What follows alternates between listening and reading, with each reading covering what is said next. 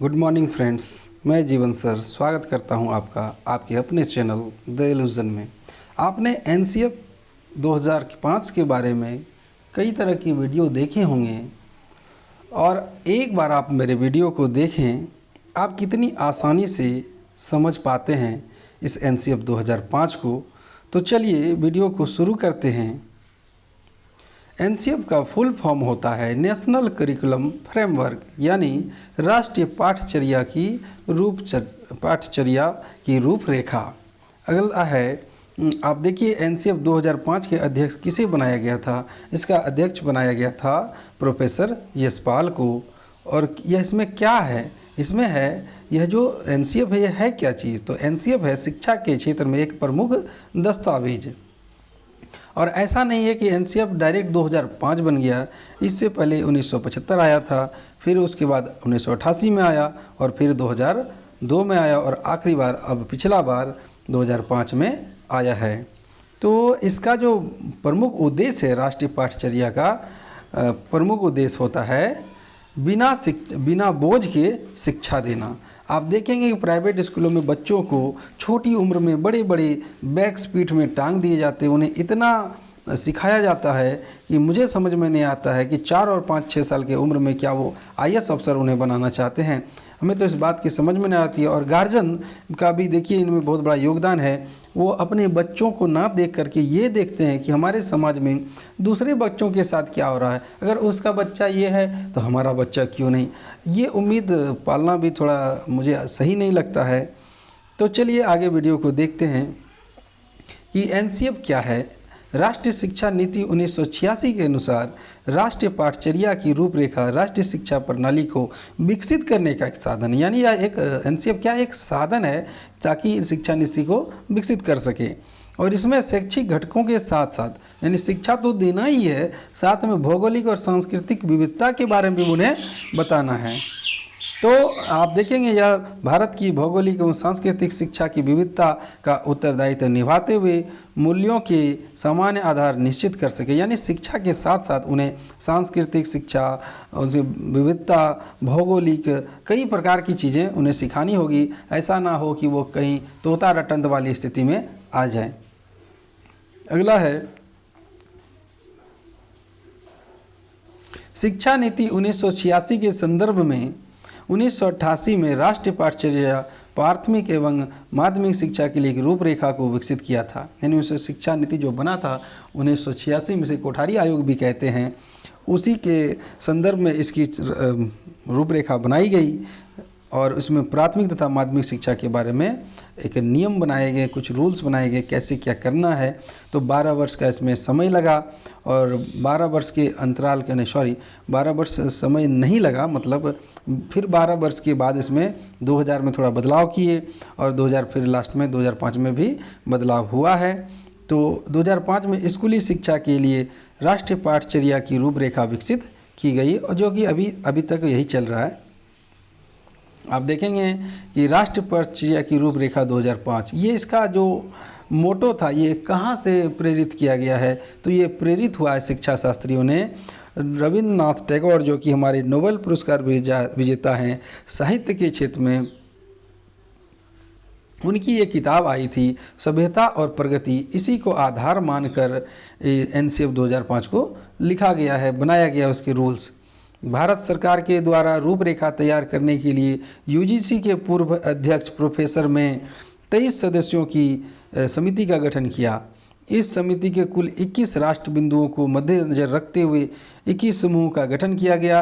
वो जगह जगह जा करके अंदर ही अंदर एक रिपोर्ट तैयार किए और उनमें एनसीएफ 2005 का निर्माण किया और एक मंत्रालय की देखरेख को सौंप दिया गया और उस मंत्रालय का नाम है मानव संसाधन एवं विकास मंत्रालय।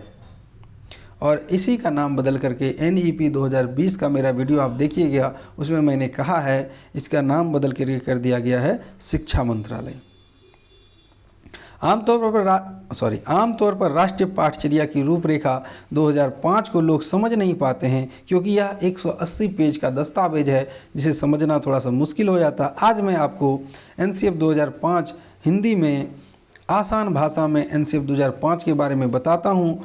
इन शॉर्ट 2005 के बारे में बात करें कि एनसीएफ 2005 क्या है, इसमें क्या कहा गया है, तो आंसर यही होगा कि इसमें शिक्षा को बाल केंद्रित बनाने, रटन प्रणाली से निजात पाने, परीक्षा में सुधार करने और जेंडर, जाति, धर्म आदि आधारों पर होने वाले भेदभाव को समाप्त करने की बात की गई है।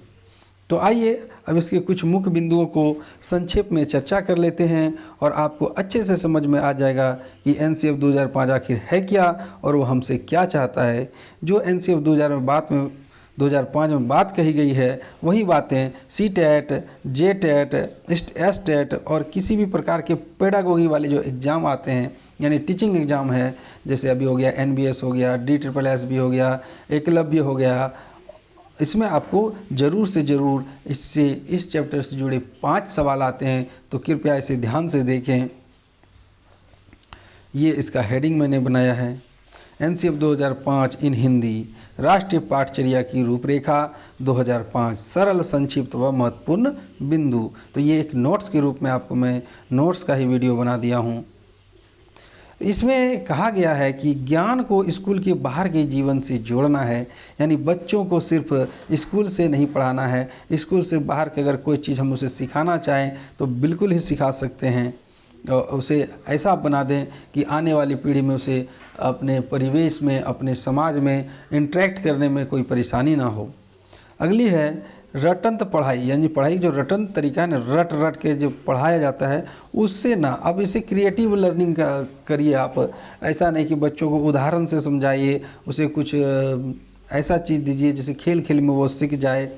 अगर आप उसे त्रिभुज सिखाना चाह रहे हैं तो क्यों ना उसे त्रिभुज की आकृति में बच्चों को खड़ा कर दिया जाए, उसके हाथ में गेंद दे दिया जाए। तो हम कहें कि मान लो तुम ए बिंदु है और तुम्हारा जो दूसरा दोस्त है वो बी बिंदु है और तीसरा दोस्त है वो सी बिंदु है, तो चलो बॉल फेंको, ए फेंकेगा बी को, बी फेंकेगा सी को और सी फेंकेगा फिर ए को। तो आप उन्हें दौड़ाइए उस दिशा में कि देखो बॉल किधर से गया, ऐसे गया। तो आप उसे दौड़िए और दौड़ने के बाद उसे कहिए कि यहाँ पर एक लकीर खींचो और ये जो लकीर बना यही है त्रिभुज।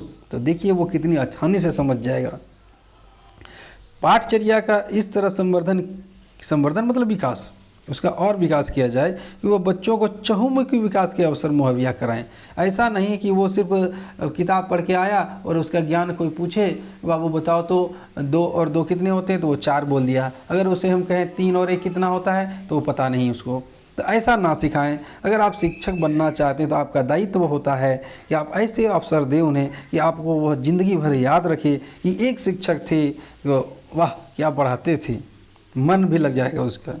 तो आप उसे पाठ्य पुस्तक केंद्रित ना करके उसे ज़्यादा से ज़्यादा दुनियादारी से जोड़ने का प्रयास करें, उन्हें समाज में जोड़ने का प्रयास करें ताकि वह अपना उत्तरदायित्व समझे और अच्छे समाज का निर्माण करे। अगला है परीक्षा को अपेक्षाकृत लचीला बनाना और कक्षा की गतिविधियों से जोड़ना। हम क्या करते हैं, अधिकतर हमारा चलते आ रहा वर्ष के अंत में एक वार्षिक परीक्षा हो जाती है और हम उसे पास या फेल निर्धारित करते हैं। क्या एक परीक्षा किसी विद्यार्थी के पूरे दिमाग को समझ सकता है? तो इसका जवाब होगा नहीं, वो कभी नहीं समझ सकता है। तो उन्हें हम क्या कर सकते हैं, उसे हम वीकली टेस्ट ले सकते हैं, मंथली टेस्ट ले सकते हैं, या ईयरली, हाफ ईयरली, 3 महीने पर, या कुछ उससे डेली हम पूछ सकते हैं। तो इसके अंदर जो डर होगा ना उसके अंदर परीक्षा का, वो भय मुक्त हो जाएगा, वो कभी परीक्षा से डरेगा नहीं। उसे हम ऐसा ना हो कि वो यदि लिख नहीं पाया तो हम उसे बोल के सुन सकते हैं। यदि कोई बोलने में अक्षम है या उन्हें परेशानी हो रहा है तो उसे हम लिखवा के देख सकते हैं, और या कुछ गतिविधियों द्वारा अगर वो समझा सकता है तो वो समझाने का उसे मौका देंगे। तो इससे क्या होगा, ये परीक्षा लचीला हो जाएगा और बच्चों को डर नहीं लगेगा परीक्षा से।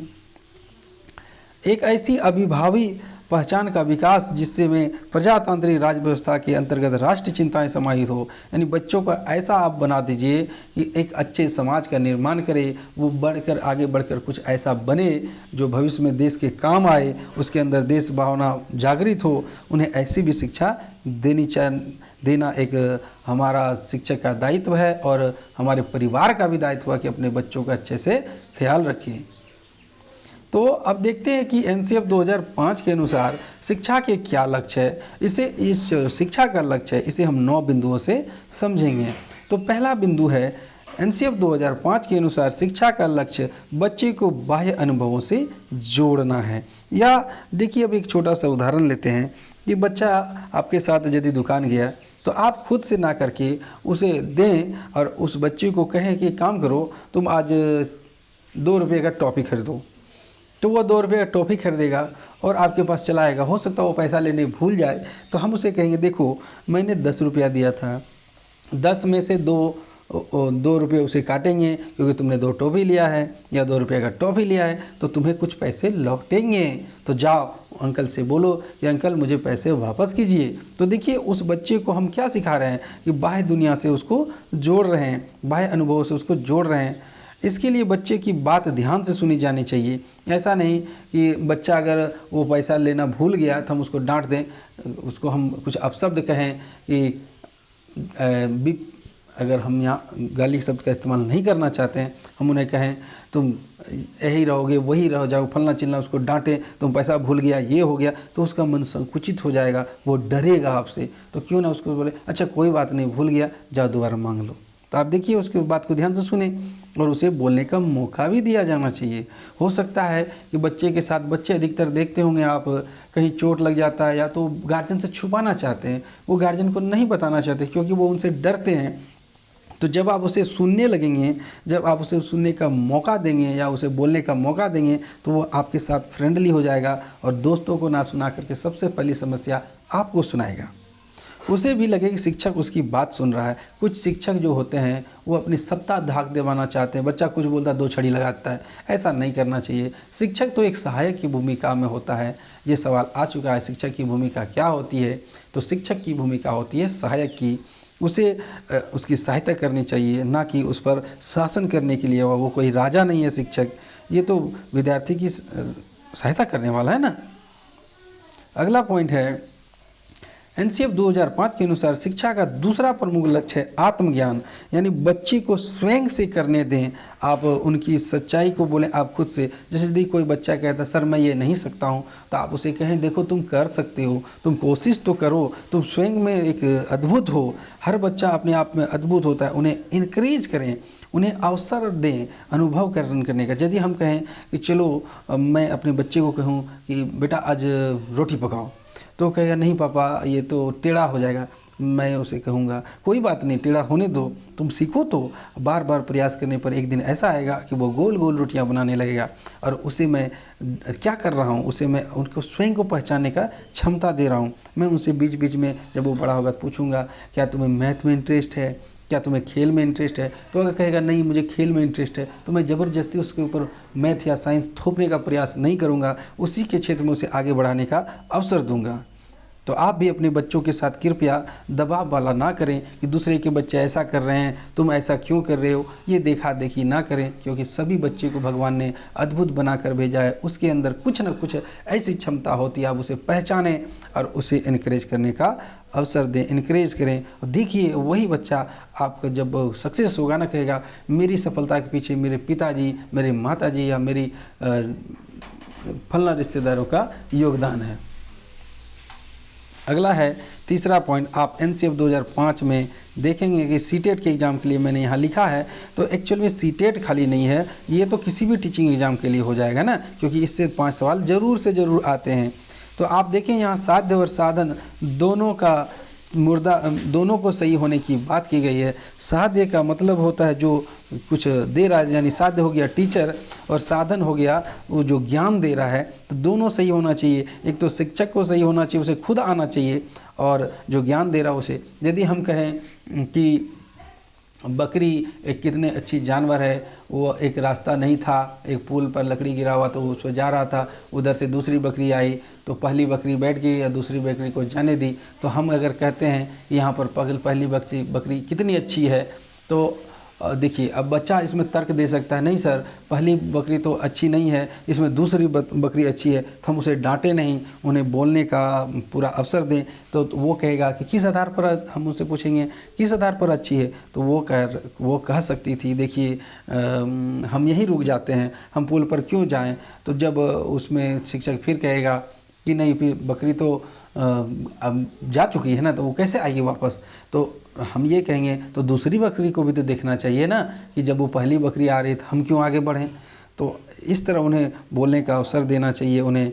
ऐसा नहीं कि ज़बरदस्ती हम एक ही बात को मनवाने का प्रयास करें। तो साध्य और साधन दोनों अच्छे होने चाहिए। इसमें मूल्य शिक्षा को अलग से न देने की बात की गई है। मूल्य शिक्षा का मतलब जो मेन पॉइंट होते हैं उसको अलग से आप नहीं पढ़ाइए, आप उसी में पढ़ाइए। आप सभी बच्चों को साथ में पढ़ाएं, चाहे वो दिव्यांग बालक हो, चाहे अगर वो बच्चा आपका समेकित कक्षा में पढ़ना चाहता है, वो साथ में पढ़ना चाहता है, तो आप उसे ज़रूर पढ़ाएं। अगला है एनसीएफ 2005 में आप चौथा पॉइंट देखेंगे, सांस्कृतिक विविधता का सम्मान किया जाना चाहिए और अन्य तरीकों के प्रति भी सम्मान का भाव विकसित करना चाहिए। सांस्कृतिक विविधता मतलब हमारी संस्कृति, अब हम जो चूँकि भारत तो विविधताओं का देश है, तो सभी की संस्कृति अलग अलग है। तो कोई आप देखेंगे दक्षिण भारत में सबके पहनावे भी अलग हैं, संस्कृति, उसका पूजा पाठ, कई तरह के उसके रीति रिवाज अलग हैं। तो ऐसा नहीं है कि हम एक शिक्षक किसी संस्कृति का मजाक उड़ाने लगें। अगर हम शिक्षक होकर के ही ऐसा करते हैं तो बच्चे तो हम ही से सीखते हैं ना, हम उसका मार्गदर्शक हैं, तो हमें उसे सम्मानना चाहिए। यदि कोई बच्चा किसी पहनावे को देखकर हंस दिया तो हमें उसे समझाना चाहिए, नहीं बाबू ये गलत बात है, जैसा तुम पहन के आए हो ये तुम्हारी संस्कृति में चलता है। तो वो भी जो व्यक्ति, जो बच्चा आया है, वो भी उसकी संस्कृति का अंग है। तो अगर वो हमारा सम्मान करता है, हमारा भी दायित्व बनता, हमारा भी फर्ज बनता, हम उसके साथ मिलकर रहें, उसकी संस्कृति का अपमान ना करें और सभी के प्रति सम्मान का भाव रखें। अगला है व्यक्तित्व अंतर के महत्व को स्वीकार करने की बात एनसीएफ करता है। व्यक्तित्व के अंतर, सभी बच्चे अगर बच्चे हैं तो उनमें कोई ज़रूरी नहीं कि सब कोई एक ही तरह से सीखेगा। ऐसा हो सकता है क्या? हो सकता है उसके अंदर कोई क्वालिटी हो, सिंगिंग का क्वालिटी हो, डांसिंग का क्वालिटी हो, लिटरेचर का हो, स्टोरी टेलिंग का, नेचर लविंग का। तो हमें इसे पहचानने का मौका देंगे, हम उसे इनकरेज करेंगे। अच्छा आह कितना सुंदर चित्र बनाया तुमने। जब हम यह बात उसे कहेंगे कोई चित्र बनाते हुए बच्चे को, तो वो इनकरेज हो जाएगा, चाहे वो थोड़ा सा गलत ही क्यों ना हो। लेकिन अगर हम उसे इनकरेज कर दें, अगली बार तुम एक काम करना, थोड़ा सा और कोशिश करके आना, देखिए वो आत्मविभोर हो जाएगा और आपको इतना मानने लगेगा। यदि कोई बच्चा कक्षा में अचानक से कोई गाना सुन के नाचने लगा, तो हमें ये नहीं करना है छड़ी उठाए 2 छड़ी लगा दिए, हमें ऐसा नहीं करना है। उसे बुलाएंगे आगे और वो सबके सामने उसको इनकरेज करेंगे, देखो ये जो लड़का है ना राजू, कितना अच्छा डांस करता है, चलो चलो उस कक्षा को दिखाओ डांस करके, चलो तो दिखाओ। तो वो थोड़ा सा शर्माएगा, लेकिन सभी बच्चे कहेंगे तुम लोग भी कहो कि इसको डांस करने के लिए, तो इनकरेज करो थोड़ा सा। तो वो भी नाचने लगेगा और नाच करके दिखाएगा। तो उसके अंदर जो डर था ना नाचने का, आज वो सामने नाचा, कल वो स्टेज पे नाचेगा, कल वो दुनिया के सामने नाचेगा और एक दिन ऐसा आएगा जो बहुत बड़ा डांसर बन करके आएगा। इसी तरह और भी कलाओं को पहचानना है, क्योंकि हर बच्चे में कुछ ना कुछ क्वालिटी होता है। कोई ज़रूरी नहीं कि वो पढ़ने में कमज़ोर है तो वो और चीज़ में नहीं हो सकता। अगला है 6 नंबर, एनसीएफ 2005 में छठा तरीका या छठा लक्ष्य यह है कि वस्तुनिष्ठ तरीके से ज्ञान को के साथ साथ साहित्य और कलात्मक तरीके से और रचनात्मक तरीके से भी मनुष्य के ज्ञानात्मक उपकरण का हिस्सा मानता है। ये थोड़ा किताबी भाषा है, इसे मैं बताता हूँ कि जो ज्ञान होता है ना, वो सिर्फ साहित्य से नहीं होता है। साहित्य से तो होता ही है, लेकिन सिर्फ नहीं होता है। और कोई भी ऑप्शन में अगर सिर्फ का बात आता है ना, तो वो ऑप्शन पहले ही काट दीजिएगा। और उसके अंदर कला हो सकता है, उसके अंदर साहित्य हो सकता है, उसके अंदर रचना हो सकता है, उसके अंदर अपना ज्ञान हो सकता है, उसके अंदर कई तरह के तर्क हो सकते हैं। और सारे तर्कों को, सारे फीलिंग्स को उसके अंदर हमें इम्पोर्टेंस देना चाहिए, ना करके हमें उसे रोक देना चाहिए, है ना। सभी संदर्भ में, हम सभी एस्पेक्ट में, यानी सभी संदर्भ में उसको जांचना चाहिए। यदि कोई बच्चा कोई चीज़ में है तो हमें उसका बार बार मैं रिक्वेस्ट करता हूँ, आप शिक्षक बनने जा रहे हैं तो कृपया उनका यह आप देखिए, दिल खोल के देखिए ना, जितना आप दिल खोलेंगे ना उससे बड़ा आपको मिलेगा। आप खोल के देखिए, बच्चों को बच्चा समझिए, ना कि कोई गधा या कोई पशु जिसे हम आएँ और 2-4 छड़ी कस करके दे दिए। हाँ, दंड देने की बात है, लेकिन दंड भी उसे ऐसा दीजिए कि उसके लिए लाभकारी ही हो जाए। यदि हम उसे सामने बुला के कह सकते हैं, कान पकड़ो, सॉरी बोलो, आज से मैं गलती। यदि कोई बच्चा हल्ला करता है तो पहली बार हम पहले जांचने का प्रयास करेंगे आखिर वो हल्ला कर क्यों रहा है, उसे समझाने का प्रयास करेंगे। लेकिन फिर भी नहीं मान रहा है तो उसे हम मार नहीं सकते हैं। उसे हम ये कहेंगे कि फलना क्वेश्चन तुम बोर्ड में बना के दिखाओ। तो उसके अंदर देखिए उसे हम दंड भी दे रहे हैं, और वह यदि नहीं बना पाता है तो हम उसे समझाएंगे कि देखो तुम जो हल्ला कर रहा था ना, इसकी वजह से तुम अच्छे से सुन नहीं पाया, और नहीं सुनने की वजह से तुम्हारा यह देखो बना पाया नहीं बना पाया ना। तो अगली बार वो समझेगा कि अगर हम हल्ला करेंगे तो बार बार हम ही से बोर्ड में बनवाएगा, ऐसा हो सकता है, और नहीं बना पाएंगे तो कितना बेइज्जती होगा। तो ऐसे भी हम दिमाग का इस्तेमाल करेंगे ना।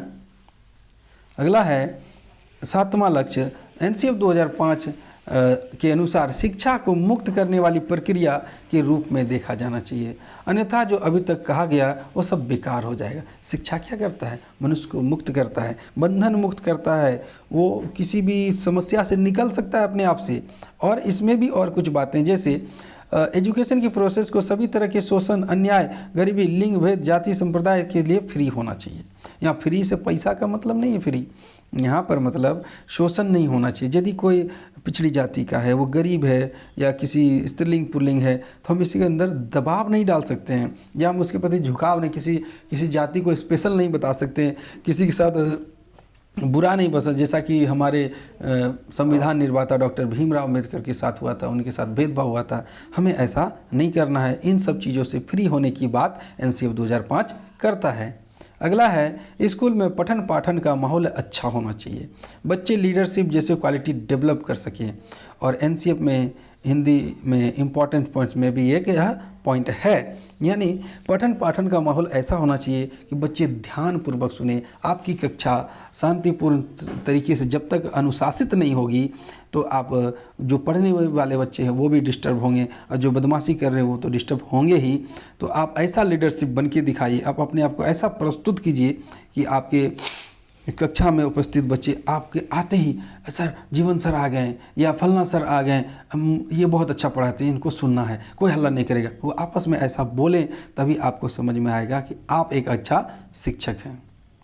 और आखिरी पॉइंट है NCF 2005 in Hindi for CTET exam. मैंने यहाँ सीटेट इसलिए लिखा है कि सीटेट के एग्ज़ाम आने वाले हैं, तो सीटेट को बोलने का मतलब आप खाली सीटेट ही ना ले लें, DSSS भी हो गया, और भी कई सारे टीचिंग एग्ज़ाम है, उसे भी लें।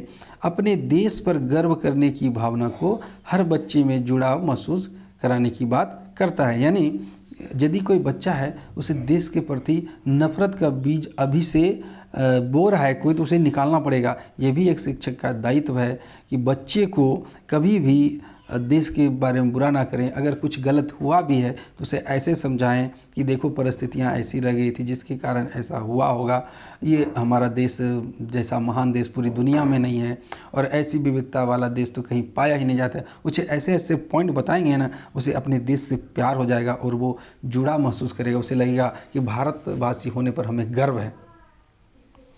तो उम्मीद करता हूँ यह वीडियो आपको पसंद आया होगा, और अगर आप इसी तरह के अच्छे अच्छे वीडियोस चाहते हैं तो आप हमारे चैनल को सब्सक्राइब करें, बेल आइकन को दबाएं ताकि आने वाले वीडियो का नोटिफिकेशन मिलता रहे। अपने दोस्तों में शेयर करें और कमेंट करें कि यह वीडियो आपको कैसा लगा। धन्यवाद। आपका दिन मंगलमय हो। मैं जीवन सर।